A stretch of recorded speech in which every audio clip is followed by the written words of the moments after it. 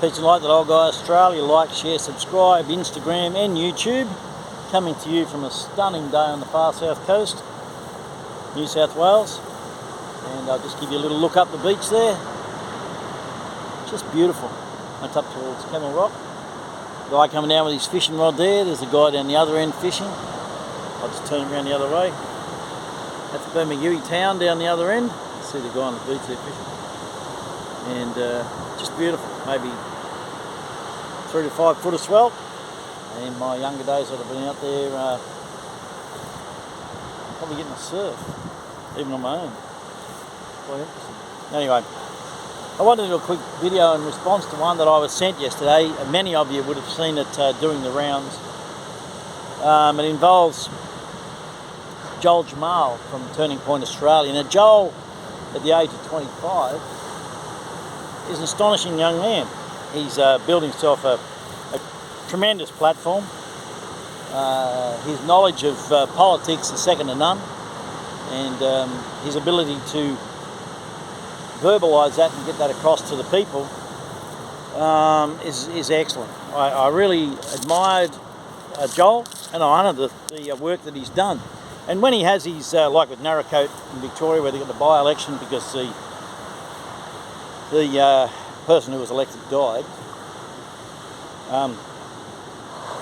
So when they're doing the by-election like they are in Narrowcoat, Joel's put out a how to vote card, and that's being distributed amongst people, so everybody knows where all the preferences are going to and who's doing deals with who, which is pretty important if you're going to vote.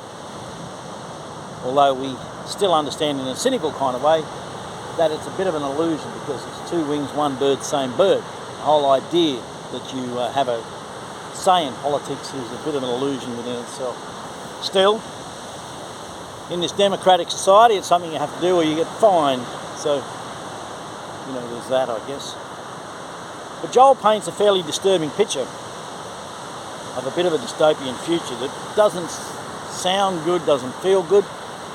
And it's something that I haven't looked into in a great deal, and I admit that openly, which is the voice, which is the Indigenous voice to Australian Parliament, where they want to change the Constitution to include this within the Constitution. Now, as Joel explains, the concept itself sounds lovely, and most people would think, well, it's a voice for Indigenous people, but in fact it's not.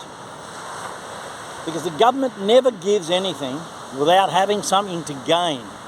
Now, they've tried to shut Indigenous people up for decades, other than the fact they tried to kill them and wipe them off the face of the planet. Be that as it may, if people and Indigenous people think that we've come so far that our government would allow them a voice in Parliament and a change in our Constitution would include them, and there'd be no payback to the government, then you've got to be fooling yourself. The government has worded this in a very, very careful way. I don't care what Noel Pearson says or Dodd or whatever. I can tell you now, even just going on what Joel said, and that's only something that I've heard, I haven't looked into it in any more great detail, this is a pretty frightening prospect. And I have a lot of Indigenous friends, and I don't think any of them that I could even think of would agree to some of the terms that are being discussed in this voice to Parliament that could be construed later on down the track in a political sense for financial gain and political power. And I'm a little concerned about this. As good Joel said, this could be the end of our Constitution, because if we allow them to do this, it's not just this, it can be other things. See, I'm one for reconciliation, but I want true reconciliation, not financial reparation. That's a whole different kettle of fish, and I don't think that's going to help anybody. And I'm one of those people, and I may be on my own here, and I have no wish to offend anybody by what I'm about to say, but I think throwing money at Indigenous people has not helped. We've shown that. It's really been done, in my opinion, with a government aim to shut people up, to stop them. We know, if you listen to Dave Cole, LearnPa, or if you follow the Indigenous pages like the ones that I follow, you will know that the biggest threat to the Australian corporation government is the Indigenous people of this country. And so they've got to find a way to shut them up. There has to be a way that they can control them and manipulate them. And I find that offensive in so many ways. I even find it offensive that Indigenous people are given these cards that they can't buy alcohol and cigarettes and whatever else. I understand it's a bit of a two-way street. Yes, it enables the money possibly to be spent in ways that will benefit children when they'll get food, etc., etc. I understand that. There is that side to that. But the other side to that is it's very condescending and patronising by saying that these people can't even look after themselves. We've got to control everything about them, including the way they spend their money. And I get that. There's that as well. So you've got people in this debate from the same side of politics and from both sides of politics, from the same nation, which is the Indigenous people of Australia, right through to the white people, all having different opinions. And as Warren Mundine once called this, then you've got this separate group called blacktivists, who are people who are of majority white colour, in a sense. I don't even know what white is anymore, it doesn't make any sense to me, who are pushing an agenda. And it's really a matter of who's pushing them and who's paying them and who's coercing them and who's controlling them. Because let me tell you, I don't care what you may or may not think, and this is no offence again, but the Indigenous people in this country are the key to success in overthrowing the government of Australia, the corporational government of Australia. Without that, I don't think we can do it. I'll be honest with that. And Dave Cole explains that really well if you follow Lernpa. He's got his own issues at the moment.